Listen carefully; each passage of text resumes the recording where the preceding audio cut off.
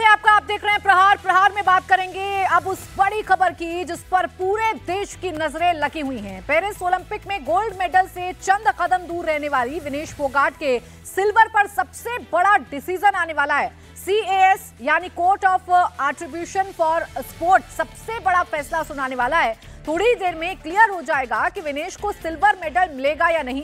भारत की अपील पर कोर्ट में मामला है, किसी भी वक्त फैसला आ सकता है। अगर CAS विनेश के पक्ष में फैसला सुनाता है तो उन्हें फाइनल हारने वाली रेसलर के साथ जॉइंट मेडलिस्ट घोषित किया जाएगा। हालांकि फैसला आने से पहले विनेश ने कुश्ती से संन्यास का ऐलान कर दिया है। सोशल मीडिया X पर पोस्ट कर उन्होंने संन्यास का ऐलान किया। विनेश के साथ पूरा देश उस वक्त खड़ा हुआ है। हरियाणा सरकार ने विनेश से सम्मान में सबसे बड़ी घोषणा की है।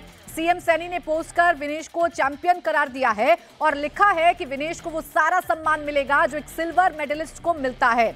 विनेश का हरियाणा में ग्रैंड वेलकम किया जाएगा। हरियाणा सरकार के इस फैसले पर परिवार ने खुशी जताई। महावीर सिंह फोगाट ने हरियाणा सरकार का शुक्रिया अदा किया। पेरिस में विनेश की तबीयत अब ठीक है। डिहाइड्रेशन के बाद अस्पताल में भर्ती विनेश को डिस्चार्ज किया जा चुका है। PT उषा ने मिलकर उनका हाल जाना और उनका हौसला बढ़ाया गया है। विनेश फोगाट ने संन्यास लेने का ऐलान कर दिया है। सोशल मीडिया पर पोस्ट कर विनेश ने कंफर्म किया कि अब वो इंटरनेशनल रेसलिंग से रिटायरमेंट ले रही हैं और उनका जो ये भावुक संदेश है उसने पूरे देश को एक बार फिर भावुक कर दिया है। कल जब विनेश फोगाट का डिस्क्वालिफिकेशन की खबर सामने आई थी उस वक्त भी पूरा देश निराश हुआ था और अब जो उन्होंने लिखा है, मां कुश्ती मेरे से जीत गई, मैं हार गई, माफ करना, आपका सपना, मेरी हिम्मत सब टूट चुके हैं, इससे ज्यादा ताकत नहीं रही अब। अलविदा कुश्ती। 2001 से 2024 आप सबकी हमेशा ऋणी रहूंगी, माफी। अब ये उस खिलाड़ी का दर्द है या उस खिलाड़ी की निराशा है जिसने खून पसीना बहाकर देश के लिए मेहनत की, अपने लिए मेहनत की, लगातार डटी रही। हर एक जो मुकाबला उन्होंने खेला उस मुकाबले में अव्वल आई, अपने प्रतिद्वंदियों को उन्होंने पटका, लेकिन हार गई वो 100 ग्राम वेट के लिए। 100 ग्राम वेट कितना भारी पड़ गया इस खिलाड़ी पर, वो लगातार ये पूरा देश देख रहा है। जब से विनेश फोगाट को फाइनल से डिस्क्वालीफाई किया गया है, उनके चाचा और पूर्व कोच महावीर फोगाट बेहद दुखी हैं। महावीर फोगाट को पेरिस ओलंपिक में विनेश से गोल्ड की उम्मीद थी। विनेश के संन्यास पर महावीर फोगाट ने क्या कहा, ये आपको सुनवाते हैं। विनेश फोगाट पेरिस ओलंपिक के फाइनल से डिस्क्वालीफाई हो गई, उसके बाद उन्होंने संन्यास का ऐलान कर दिया। सर, विनेश ने एक्स पे पोस्ट किया है कि कुश्ती से मैं हार गई और अब इंटरनेशनल जो रेसलिंग है वो नहीं खेलेंगे, इस पे आपका क्या कहना है? देखिए, जो कोई भी प्लेयर इस मुकाम तक पहुंच जाता है और उसके साथ ऐसी दुर्घटना हो जाती है तो उसका हर एक का जो स्वाभाविक है उसका मन टूट जाता है। तो अब जो उसने जो मैंने 5 बजे जो पता चला था तो मैं उस आने के बाद में जो विनेश का हस्बैंड है सोमवीर जी, उनसे मैं, गीता, बजरंग, सब परिवार जो मिल करके और 10-15 दिन के बाद में उसको जो है जब रिलैक्स हो जाएगी उसके बाद में उससे बात करेंगे और उसने 2028 ओलंपिक के लिए फिर दोबारा जो है लड़ने के लिए तैयार करेंगे। तो परिवार समझाएगा, सब चाहते हैं कि विनेश दोबारा खेले क्योंकि वो गोल्ड के इतना करीब थी कि सबको उम्मीद थी कि गोल्ड आएगा। बिल्कुल, उसका जो है शुरू से मेरा भी सपना था जो गोल्ड आए और वो गोल्ड हमारा पक्का था। लेकिन जो डिस्क्वालीफाई हुई इससे जो बड़ा दुख है सारे हिंदुस्तान को, 40 भारतवासियों को दुख है इस चीज़ का। और जो है हमारी कोशिश होगी जो विनेश भी एक जुनून था विनेश का भी जो ओलंपिक गोल्ड मेडल लेना है और वो जो आपकी बार कहेगा जाए भाई मैं गोल्ड मेडल लेके आऊँगी और जो घटना घट गई इससे बड़ा दुख है सभी।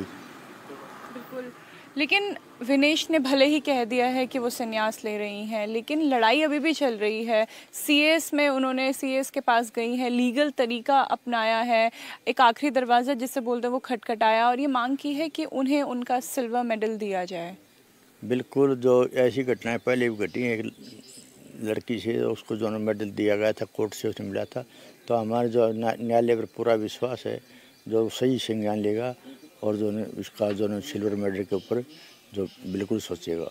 दूसरी चीज़ ये कि इस पे आज जो हरियाणा के मुख्यमंत्री हैं नायाब सिंह सैनी जी, उन्होंने ये कहा है कि जो सिल्वर विजेता डिज़र्व करता है वही सम्मान विनेश को दिया जाएगा, उसी आदर के साथ उनका स्वागत होगा, उतनी ही राशि उन्हें दी जाएगी जो एक सिल्वर मेडलिस्ट को मिलती है। बिल्कुल, ये जो नायब सैनी हरियाणा सरकार ने जो घोषणा की, एक सराहनीय घोषणा है ये, और इससे जो प्लेयरों का हौसला बढ़ेगा और जो हमारे जो हरियाणा से जो खेल नीति है उसकी वजह से आज जो हमारे जो हरियाणा के प्लेयर हैं, चाहे कोई भी गेम हो, 25% हरियाणा के से बच्चे हैं और मेडल भी ज़्यादा हरियाणा के बच्चे लेते हैं, तो इससे हौसला बढ़ेगा। इसके लिए हरियाणा सरकार को, नायब सैनी साहब को, मुख्यमंत्री को मैं धन्यवाद करता हूं, जो आपने जो है एक शुरुआत की। विपक्ष जो है वो इस पे लगातार संसद में भी प्रोटेस्ट कर रहा है, ऐसे ट्वीट किए जा रहे हैं कि धोखा हुआ है। विपक्ष की जो प्रतिक्रिया है, विपक्ष के नेता जो बयान दे रहे हैं, उस पे आपका क्या कहना है? देखिए, जो विपक्ष के नेता जो बयान दे रहे हैं उनको पता नहीं भाई घटना कैसे घटी है, क्या है, क्या रूल रेगुलेशन है। ये सिर्फ मैं उसके जो है वो अपने उनके नियत, अपने खुद के स्वार्थ के लिए वो सब कुछ कर रहे हैं। तो पूरा देश ये चाहता है कि विनेश को उनका सिल्वर मेडल मिले। कोर्ट से किसी भी वक्त फैसला आ सकता है और वो फैसला विनेश के हक में आए, ये दुआ पूरा देश कर रहा है। आगे बढ़ेंगे, बात करेंगे बांग्लादेश की, जहां तख्ता पलट के बाद आज नई सरकार शपथ लेने जा रही है। बांग्लादेश के समय के मुताबिक आज रात 8 बजे अंतरिम सरकार का शपथ ग्रहण होगा। मोहम्मद यूनुस मुख्य सलाहकार के रूप में शपथ ले रहे हैं। उसके पहले बांग्लादेश में अराजकता का आलम है, हिंदुओं को चुन चुनकर निशाना बनाया जा रहा है। आगजनी और हिंसा के बाद हिंदुओं के घरों में लूटपाट हो रही है। कट्टरपंथी इस्लामिक संगठन जमात इस्लामी के दंगाई अब अल्पसंख्यक हिंदुओं को टारगेट कर रहे हैं। उनके घरों, दुकानों में लूटपाट करके आग लगाई जा रही है। राजधानी ढाका के कई इलाकों में घरों में लूटपाट की तस्वीरें सामने आई हैं। लोग मदद की गुहार लगा रहे हैं, लेकिन दंगाइयों को रोकने वाला कोई नहीं है। लोग दंगाइयों के डर से अपना घर छोड़कर भाग रहे हैं। वही सेना मूक दर्शक बनी हुई बांग्लादेश में नजर आ रही है। तो बांग्लादेश में एक तरफ तख्ता पलट हो रहा है, आज से अंतरिम सरकार बांग्लादेश की बागडोर अपने हाथों में ले लेगी, तो दूसरी तरफ जो अराजकता का माहौल बांग्लादेश में है वो अभी तक थमा नहीं है। चुन चुनकर हिंदुओं को टारगेट किया जा रहा है, हिंदुओं पर हमले किए जा रहे हैं, उनके घर जलाए जा रहे हैं, उनकी हत्या की जा रही है, उनके मंदिरों में तोड़फोड़ की जा रही है, और ये सब कुछ सेना के सामने हो रहा है और सेना फिलहाल मूक दर्शक बनी हुई है। बांग्लादेश में शेख हसीना के तख्ता पलट के तुरंत बाद हिंदुओं को निशाना बनाने की खबरें सामने आ रही थीं। कम से कम 2 हिंदू पार्षदों की हत्या अभी तक हो चुकी है। आगजनी के बाद हिंदुओं के घरों में लूटपाट की जा रही है। ढाका और जेसोर जिलों में लूटपाट की वारदात सामने आई। ढाका के मोहम्मदपुर में दहशत में हिंदू जीने को मजबूर है। हथियारों के बल पर बंधक बनाकर वारदातों को अंजाम दिया जा रहा है। मोहम्मदपुर के अलावा कई इलाके हैं जहां हिंदुओं से लूटपाट की गई है और कई जगह लोग घरों की रखवाली भी कर रहे हैं। तो फिलहाल बांग्लादेश के तख्ता पलट का असर सबसे ज्यादा अगर किसी पर हुआ है तो वो बांग्लादेश के अल्पसंख्यक हिंदुओं पर हुआ है, क्योंकि वो दहशत के साए में जी रहे हैं। चुन चुनकर दंगाई उन पर हमला कर रहे हैं।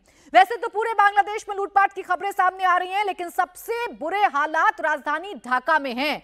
देखिए, मोहम्मदपुर, उत्तरा, रायर बाजार, जतराबारी, देमरा, बद्दा, रामपुरा, वतारा, शामोली, ये वो जगह हैं जहां बांग्लादेश में हिंदू रहते हैं और इन इलाकों को चुन चुनकर टारगेट किया जा रहा है। इन इलाकों में घरों में आग लगाई जा रही है, लोगों को मारा पीटा जा रहा है, उनका सामान लूटा जा रहा है, निशाने पर मंदिर भी आ चुके हैं। अब बांग्लादेश के अल्पसंख्यक हिंदुओं को कौन टारगेट कर रहा है, ये बड़ा सवाल बना हुआ है, क्योंकि नाराजगी प्रदर्शनकारियों की सरकार से थी, पीएम शेख हसीना से थी, वो इस्तीफा दे चुकी हैं, देश छोड़ चुकी हैं, अस्थायी सरकार का गठन होने जा रहा है। उसके बावजूद ये जो हिंसा है ये रुकने का नाम नहीं ले रही है। एक और तस्वीर इस वक्त आपके सामने रख रही हूं, ढाका के उत्तरा इलाके की है, जहां एक गेटेड सोसाइटी में हिंदुओं के घरों और दुकानों में लूटपाट हो रही है। आप तस्वीरों में देख सकते हैं, हाथ में हथियारों और डंडों से लैस दंगाई टहलते दिख रहे हैं। पुलिस या सेना कहीं आसपास भटकती हुई भी नजर नहीं आ रही है। ऐसा लग रहा है कि बांग्लादेश में छूट सी मिल गई है हिंदुओं को परेशान करने की। हिंदू परेशान हैं, अपने घरों में कैद हैं, डर उन्हें सता रहा है कि अगला नंबर उनके घर का ना आ जाए। गली में किस तरीके से नंगा नाच किया जा रहा है वो आप देख ही रहे हैं। गेटेड सोसाइटी में घुसकर लूटपाट की जा रही है। ना आपको पुलिस नजर आएगी, ना आपको सेना नजर आएगी, और बेबस हैं वो हिंदू जिन पर हमले किए जा रहे हैं। आपको तस्वीर ढाका के खिलगांव इलाके की भी दिखाती हूं, जहां एक प्रेग्नेंट हिंदू महिला के घर में दंगाई घुस गए। उसके साथ मारपीट की, गर्भवती महिला के पेट पर लात मारी, महिला दर्द के वजह से बेहोश हो गई, चीख पुकार मच गई, दंगाई उसे मरा हुआ समझकर छोड़कर भाग गए। पूरे परिवार में इस वक्त कोहराम मचा हुआ है। ये तस्वीर आप देखिए, बांग्लादेश में कैसे इंसानियत मर चुकी है और कैसे हिंदू होना आपका सबसे बड़ा जुर्म हो गया है, वो आप इन तस्वीरों को देखकर अंदाजा लगा सकते हैं। गर्भवती महिला है जिसके घर में दंगाई घुसते हैं, लात घूंसों से उसकी पिटाई करते हैं, उसके पेट पर लात मारी जाती है और जब महिला बेहोश हो जाती है तो उसे मरा हुआ समझकर दंगाई भाग जाते हैं। अब बांग्लादेश में अल्पसंख्यक हिंदुओं की मदद कौन करेगा, उनकी सुरक्षा कौन करेगा? सेना ने जो दावा किया था कि सब ठीक है, हालात सामान्य हैं, कर्फ्यू खोल दिए गए हैं, हिंदुओं को डरने की जरूरत नहीं है, वो दावे जमीन पर उतरते हुए नजर क्यों नहीं आ रहे हैं? बांग्लादेश में दंगाइयों के निशाने पर केवल हिंदू ही नहीं, आवामी लीग के समर्थक भी हैं। शेख हसीना की पार्टी है आवामी लीग।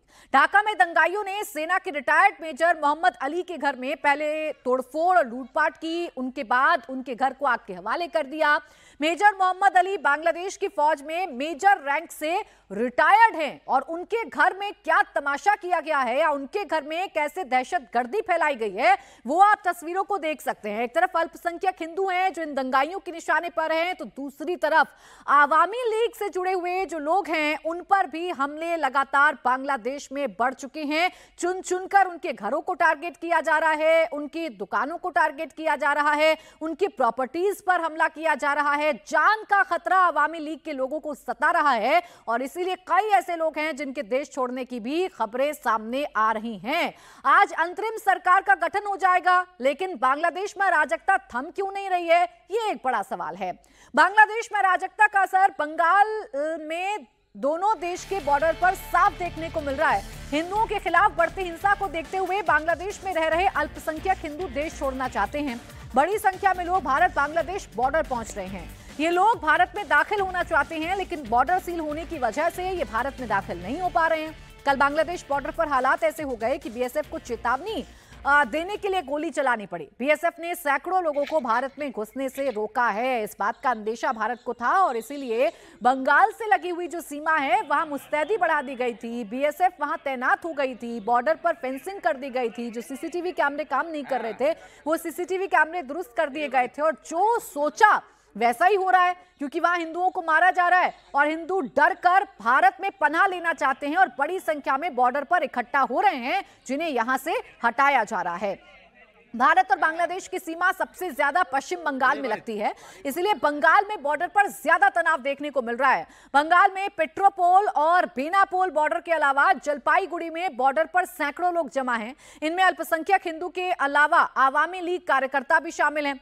पुलिस की वार्निंग शॉट दागने के बावजूद जलपाईगुड़ी में बॉर्डर पर अभी भी सैकड़ों लोग जमा हैं। इन्हें बांग्लादेश में लौटने पर अपनी हत्या और लूटपाट का खौफ सता रहा है, इसलिए बीएसएफ ने सभी बॉर्डर पर अपनी चौकसी बढ़ा दी है। ये जो अल्पसंख्यक हिंदू हैं ये भारत में ना घुस पाए, या जो सताए हुए लोग हैं वो भारत में ना आ पाए, इसलिए बीएसएफ मुस्तैदी के साथ अपनी ड्यूटी कर रही है। बांग्लादेश में हालात पर असम से सीएम हिमंता बिस्वा शर्मा ने चिंता जाहिर की। हिमंता ने कहा कि बांग्लादेश में दोबारा से भारत के नॉर्थ ईस्ट के खिलाफ आतंकी एकजुट ना हो।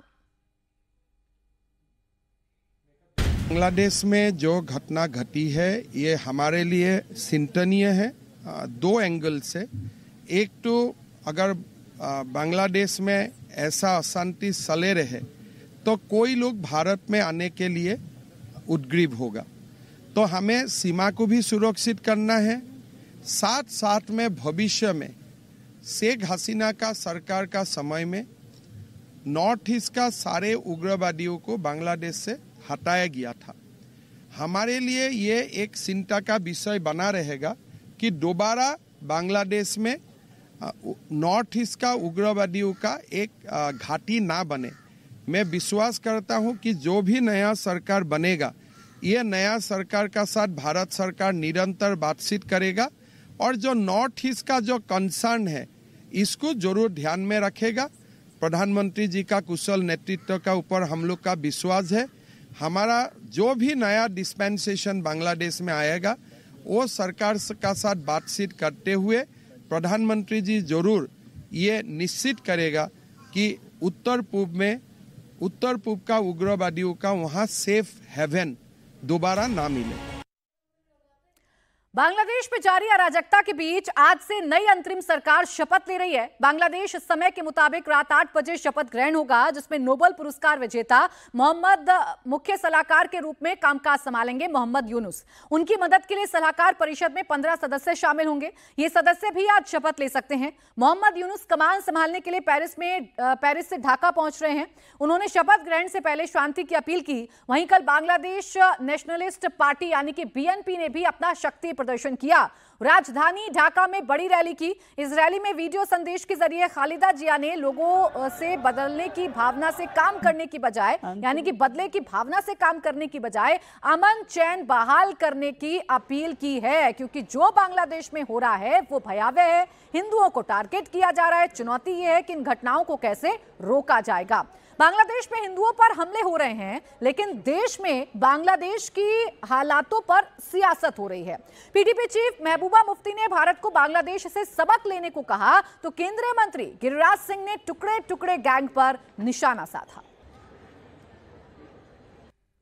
मुझे लगता है कि बांग्लादेश से हमें ये सबक सीखना चाहिए कि तानाशाही का ज़्यादा वक्त नहीं होता है, और लोगों के खिलाफ जो आप पॉलिसी लाते हो, कानून लाते हो, उससे आखिरकार लोग एक बार तंग होके उनके बर्दाश्त का जो पैमाना है वो टूट जाता है, छलक जाता है, और फिर शेख हसीना की तरह आपको भागना पड़ता है।